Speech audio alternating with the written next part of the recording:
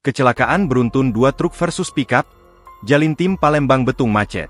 Terjadi kecelakaan di Jalintim Palembang Betung tepatnya di KM 41 Kelurahan Kayu Arkuning Kecamatan Banyuasin 3 Banyuasin, Minggu, 14 September 2025. Kecelakaan di Jalintim Palembang Betung kali ini melibatkan dua kendaraan truk dan satu unit kendaraan pickup.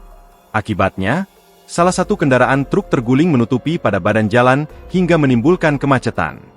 Kasatlantas Polres Banyuasin AKP Suwandi menuturkan, saat ini anggota Satlantas Polres Banyuasin sedang melaksanakan pengamanan antisipasi penjarahan muatan. Lanjut Suwadi, pihaknya juga meminta bantuan kendaraan sejenisnya untuk melaksanakan evakuasi. Saat ini ketiga kendaraan yang terlibat kecelakaan beruntun telah berhasil dievakuasi ke bahu jalan.